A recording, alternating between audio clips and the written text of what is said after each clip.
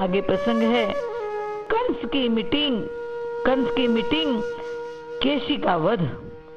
राधा जो के सतत सतीत्व की बात गुप्तचरों द्वारा कंस तक पहुंच गई। गुप्तचर ने कहा, महाराज आपका काल तो मरने ही वाला था, परंतु रज में एक राधा सती की कृपा से वो बच गया। कंस कहता है मन में, हाय ये वही राधा है जिसे पुतना विंध्य पर्वत से उठा लाई, जिसे मैं पाना चाहता हूँ। पुनः राधा को पाने की, कृष्ण को मारने की इच्छा बलवती हो गई। तुरंत केशी दैत्य को बुलाया। केशी ने आकर महाराज को प्रणाम किया।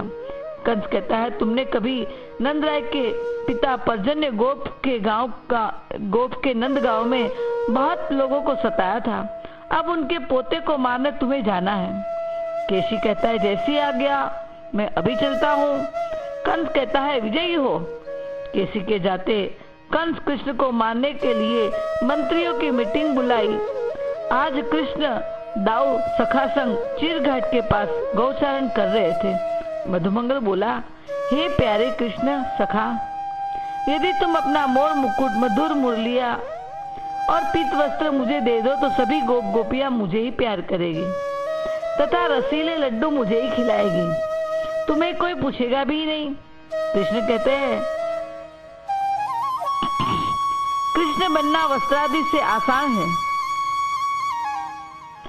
कृष्ण नहीं कहते, ये समझने की बात है कि कृष्ण बनना, वस्त्र आदि उनके पहन के घूमना ये आसान है, मगर कृष्ण जैसा दिल, कृष्ण जैसी लीला कर्म करना आसान नहीं है।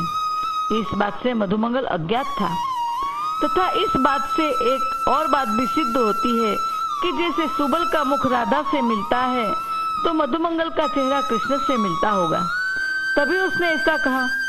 गोपियों को धोखा देने के लिए श्री कृष्ण ने हंसकर अपने वस्त्र आभूषण मधुमंगल को पहना दिया और मधुमंगल के वस्त्र उन्होंने पहन लिया।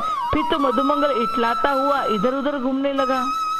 इधर कंस का भेजा हुआ महापराक्रमी केशी दैत्य विशाल घोड़े का रूप धारण कर कृष्ण का वध करने के लिए हिनहिनाता हुआ वहां उपस्थित हुआ। उसने कंस से सुन रखा था, जिनके सिर पर मयूर पिछ, हाथों में मुरली, अंग पर पीत वसन हो, उसे कृष्ण समझ अवश्य मार डालना। वह बड़ी दूर से हिनहिनाता शोर मचाता जहाँ कृष्ण सखा संग गौचारण कर रहे थे वहां आया और कृष्ण रूप सजे मधुमंगल को कृष्ण समझा, अपने दोनों पिछले पैर से आक्रमण किया। कृष्ण उसके हिनहिनाने के स्वर से सावधान हो गए थे। जैसे ही केशी ने मधुमंगल को मारने पैर से पटकना चाहा, कृष्ण ने दौड़कर केशी के वह आक्रामक पैर को पकड़ लिए, मधुमंगल को बचा लिया। फिर तो दोनों में घमासान युद्ध हुआ। कृष्ण ने अंत में अपना हाथ बढ़ाकर लोहे का बनाकर केशी के मुख में डाल दिया। केशी के प्राण व्याकुल हो तड़प तड़प कर प्राण त्याग दिए। सारे सखा कृष्ण कन्हैया लाल की जय, कृष्ण कन्हैया लाल की जय, कृष्ण को गोदी में उठा उठा कर नाचने लगे। मधुमंगल को केशी दैत्य के पिछले पैरों की चोट तो नहीं लगी, किंतु उसकी हवा से ही उसके होश उड़ गए।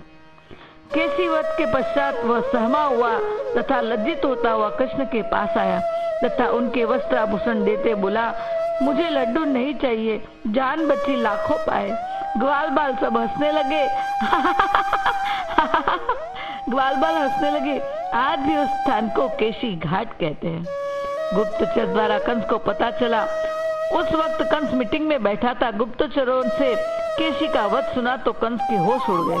वो बोला, हमारे सारे पराक्रमी राक्षस कृष्ण के द्वारा काल के मुख में चले गए, मित्रों कुछ उपाय करो। चाणूर मुष्टिक ने कहा, महाराज कैसे भी करके रामकृष्ण को यहाँ बुलाओ। कंस कहता है, बुलाए कैसे? मंत्री कहता है, बहाने से। कंस कहता है, कौन सा बहाना? मंत्री ने कहा, महाराज किसी धार्मिक बहाने से। कंस कहता है, धार्मिक बहाना कौन सा? मंत्री कहता है, वो तो ब्राह्मण बताएगा। कंस ने विद्वान ब्राह्मण को बुलाए। चाणूर मुष्टिक विद्वान को बुला लाए पकड़ के। कंस ने ब्राह्मण को आदर दे बिठाया और कहा, महाराज मेरी विजय हो और शत्रु का नाश हो ऐसा उपाय बताइए। ब्राह्मण ने कहा, महाराज मैंने सुना है आपके पास शिव जी का धनुष है, उस धनुष का यज्ञ करो। ये यज्ञ 5 दिन का है। वह यज्ञ पूरा हो तो आप जीतेंगे और यज्ञ पूर्ण होने से पहले अगर कोई धनुष तोड़ दे तो आपकी मृत्यु, शत्रु जीतेगा। कंस मंत्रियों के सामने देखने लगा। चाणूर बोला, महाराज डरिए नहीं, वह बालक धनुष नहीं तोड़ पाएगा, तोड़ेगा तो कुश्ती के मैदान में उसे हम मिट्टी बना देंगे। कंस ने कहा, ठीक है ब्राह्मण देव, आप यज्ञ की तैयारी शुरू करो। कंस ने चाणूर मुश्तिक से कहा, अब मैंने सोचा है कि कृष्ण अगर धनुष तोड़ेगा और राज द्वार में दाखिल होगा तो वहां पर कुबलाया पीड़ हाथी खड़ा रखेंगे। मावत उसे दारू पिलाकर मत्त बना देगा। वह हाथी को कृष्ण को मारने की प्रेरणा देगा। कुबलाया पीड़ श्री कृष्ण बलराम को द्वार पर ही पैरों तले मिट्टी बना देगा। वहां से बचा तो अखाड़े की कुश्ती में तुम सब उनकी मिट्टी बना देना। तुमसे बचा फिर मैं तो हूं ही, मैं उन्हें देख लूंगा। मगर अब उन्हें बुलाने किसे भेजे? मंत्री कहता है, अक्रूर जी को भेजो, उनकी मित्रता नंदराय से है। कंस कहता है, ठीक है अक्रूर को बुलाओ। मुष्टिक अक्रूर जी को बुला लाया। अक्रूर जी ने आकर राजा कंस को प्रणाम किया। महाराज हमारे लिए क्या आज्ञा है, क्या सेवा है?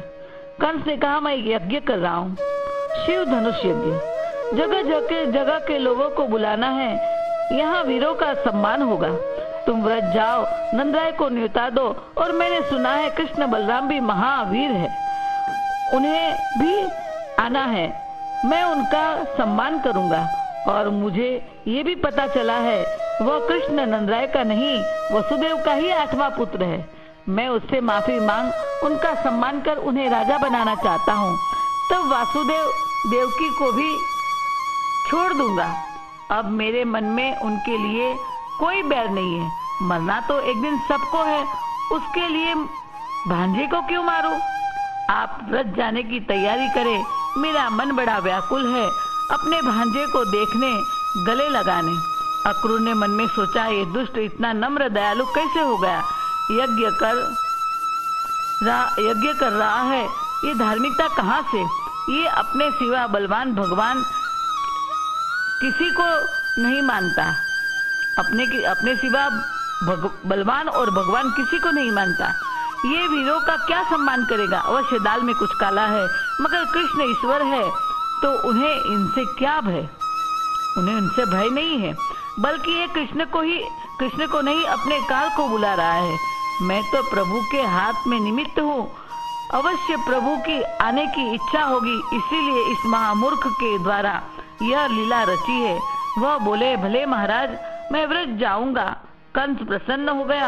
हाँ कृष्ण बलराम प्रसन्न हो गया और कहने लगा, हाँ कृष्ण बलराम के लिए मेरा स्वर्ण का रथ ले जाना, उनको सम्मान से अपने संग ले आना। अक्रूर कहता है, महाराज जैसी आज्ञा। ऐसा कहकर अक्रूर जी अपने भवन चले गए।